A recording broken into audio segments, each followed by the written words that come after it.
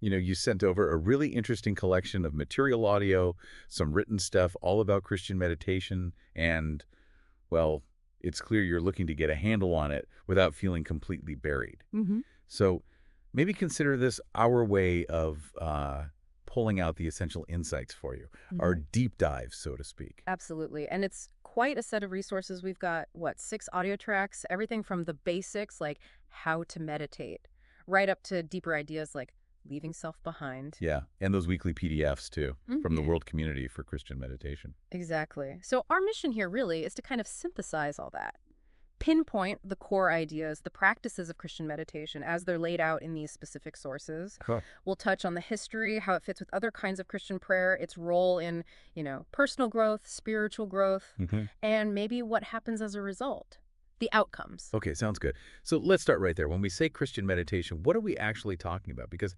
honestly, the word meditation for me, it often brings up, Gurus, lotus yeah, position. exactly, stuff like that. That's really common. But what these sources are highlighting is that meditation, fundamentally, it's a universal spiritual thing found in lots of traditions. Right. And importantly, it's deeply rooted within Christianity itself.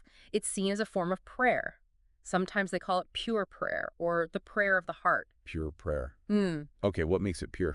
Well, the idea is that it moves beyond our usual ways of praying, beyond thoughts, words we speak, even mental pictures. It's about shifting. Shifting from. Shifting from the active mind, the ego that's always chattering away, to something deeper. It's less about thinking about God or even talking to God, and more about simply being with God, quietly, attentively, right here, right now. Okay, a shift from head to heart, as the materials put it. Exactly. That's a key phrase they use, moving from the mind to the heart. Okay, the silence part makes sense for meditation. So practically, how does someone start? How do you do it? Well, the starting point, according to these sources, is actually physical stillness. Just sitting still. Yeah. They suggest sitting upright, straight back, not stiffly, but, in a way that helps you stay alert. It kind of echoes Jesus saying, stay awake and pray. It's about being mindfully present, not drifting off. Easier said than done, though, right? My mind usually feels like it's running a marathon, nonstop. Oh, absolutely. It's Yeah. like trying to herd cats in there sometimes, isn't it? Totally. And the sources are really clear about this, that busy, racing mind, thoughts jumping all over the place, past worries, future plans, random daydreams. It's not a sign you're failing. Oh, good. In fact, they say that's precisely why we meditate. It's a starting point. It shows us the need for learning to quiet that internal noise gently. So it's not about fighting the chaos, but maybe Mm. learning to sit with it. Exactly. Learning to just be in the present moment. The material contrasts this with how we usually operate, right? Either stuck in the past, which can lead to sadness, maybe guilt, Hmm. or constantly projecting into the future, which often just breeds anxiety. And they even mention that internal Disney world, we escape to sometimes fantasies, arguments we replay, imagined scenarios. Oh, I know that Disney World. Definitely been there. Right. And it doesn't really bring lasting peace. So meditation is about learning to step out of that gently, again and again. So how do we step out? How do we quiet that mental traffic? Your sources use this nice metaphor, the mind, as a fast-moving stream of traffic. Okay. The aim in meditation isn't to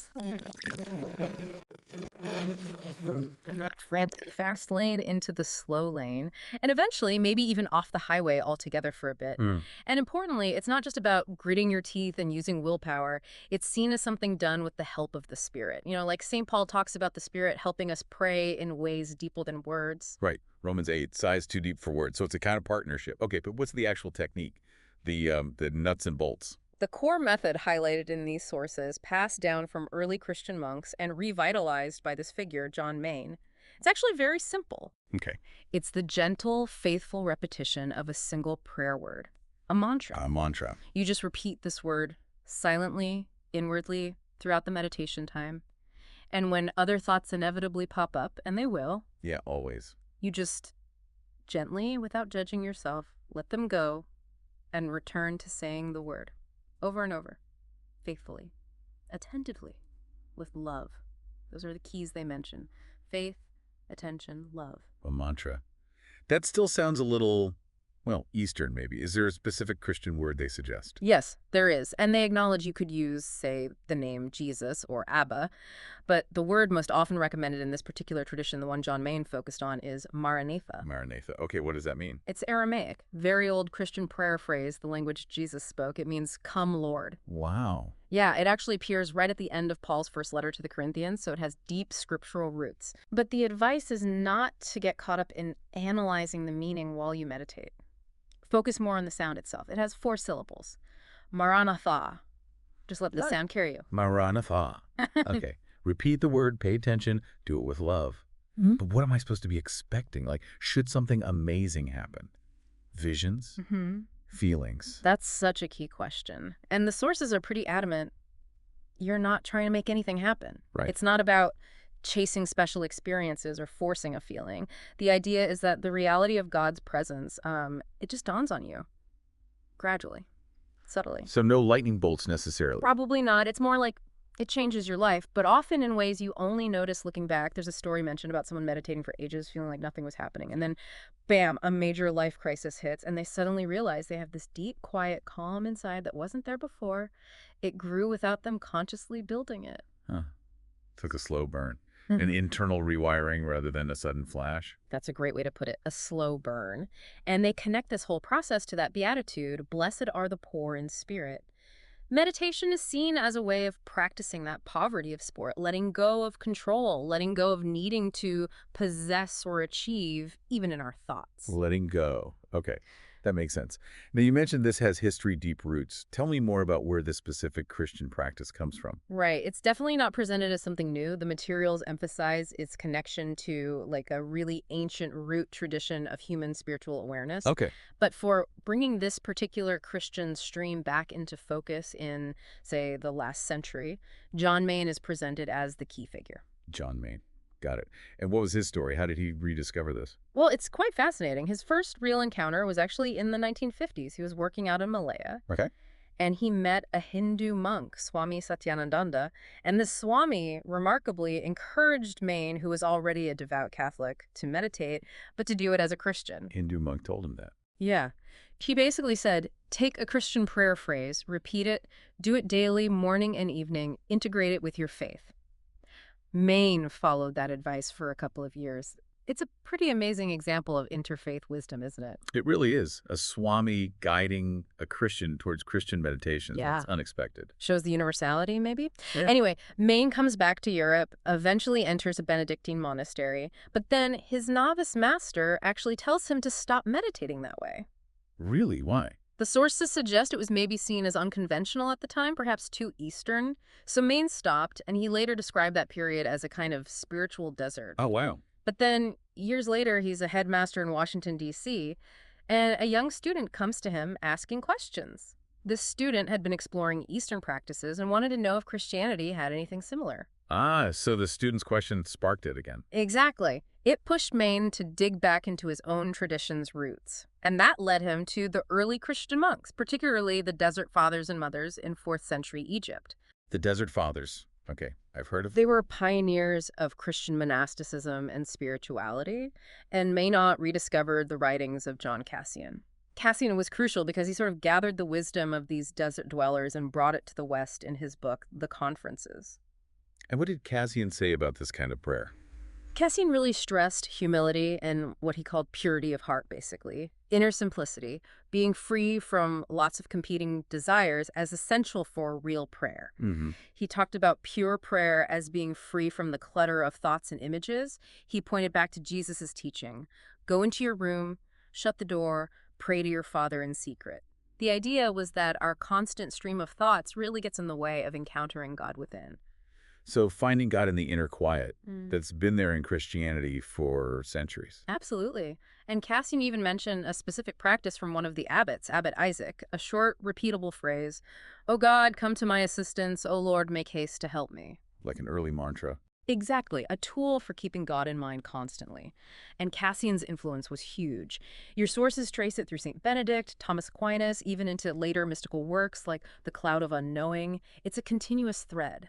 Fascinating to see that lineage. Yeah. Okay, so how does this silent mantra-based practice fit with, well, with other Christian prayers, Yeah. like saying the rosary or praying for sick people or going to communion? That's a great question, and the materials offer a really helpful image, the wheel of prayer. A wheel. Yeah.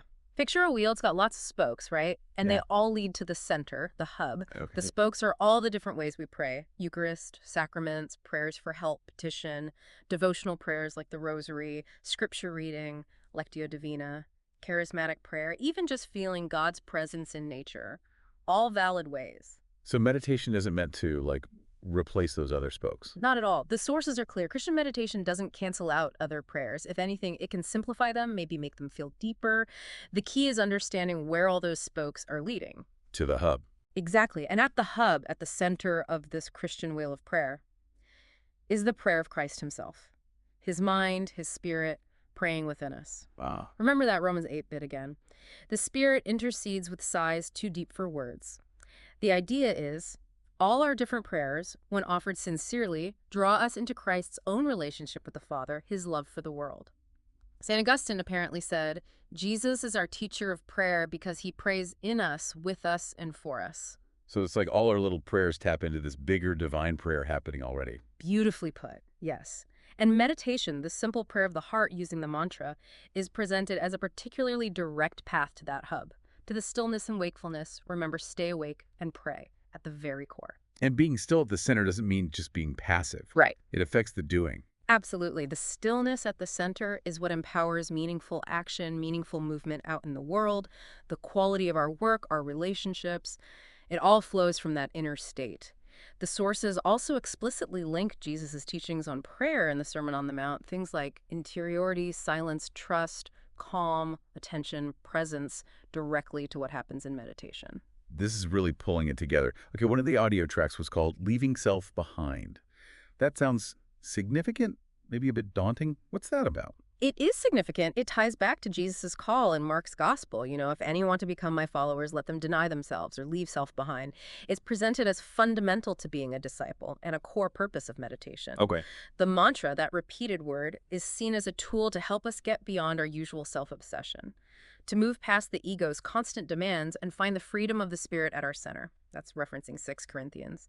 Where the Spirit of the Lord is, there is freedom. Leaving self behind. I mean, in our culture, which is so focused on self-promotion, self-image, it sounds pretty radical. You've put your finger right on it. The sources definitely contrast this with the modern drive to, build our brand, protect our ego, always put ourselves first. Leaving self behind here means taking our focus off that narrow, self-centered monologue. But does it mean hating yourself or thinking you're worthless? No, not at all. And that's a crucial distinction the material makes. It's self-renunciation, not self-rejection. Okay, difference being. Self-rejection is negative, destructive. Self-renunciation in this context is actually seen as an affirmation of our true whole self.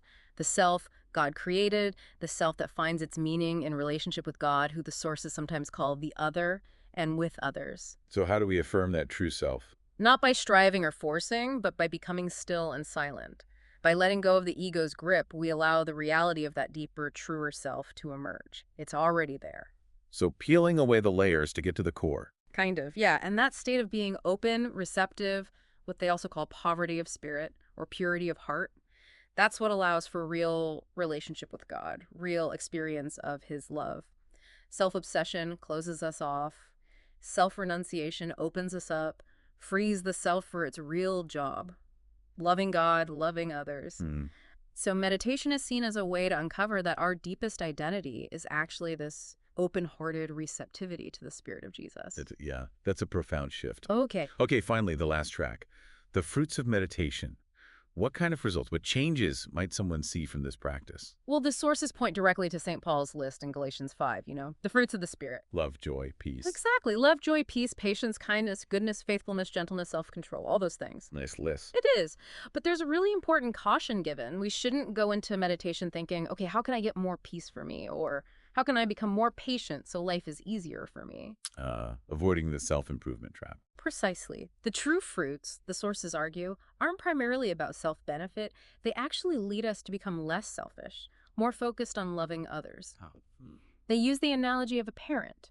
A parent finds deep joy not just in their own comfort, but often more so in their child's happiness, right? It's a shift away from pure self-interest. Right. They even mention the bodhisattva ideal in Buddhism, practicing for the enlightenment of all beings as a kind of parallel. The core idea is that real spirituality and the real fruit of this practice shows up in living out the commandment to love in better relationships. So the impact is seen outwardly in how we treat people. Absolutely. They bring in the Dalai Lama's idea of the good heart, compassion, kindness, forgiveness as a common ground for religions. These fruits, love, joy, peace, patience, Huh. they aren't things we achieve through sheer willpower alone. The Right. idea is they grow naturally within us, like a seed planted in good soil as part of spiritual growth. It's less about gritting your teeth to be patient and more about patience kind of emerging from that deeper stillness. So it's more organic, a Yeah. result of grace, maybe. Exactly.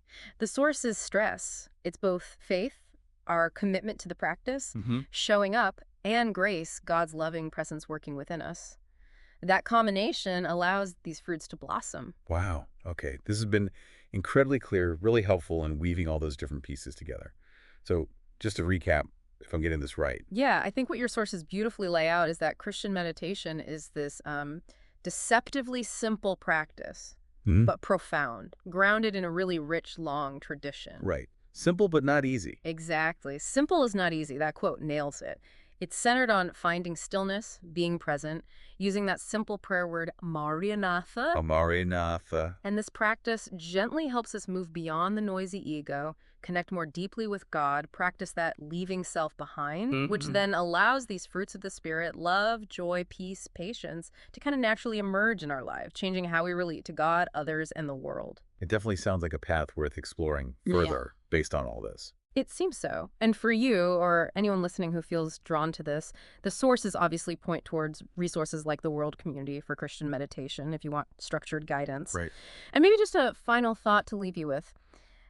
Consider that deep connection between your own self, your own being, and, well, the ultimate otherness of God, and how just sitting in stillness, simply being present, might reveal a kind of unity, a harmony there that's deeper than you might ever imagine just by thinking about it.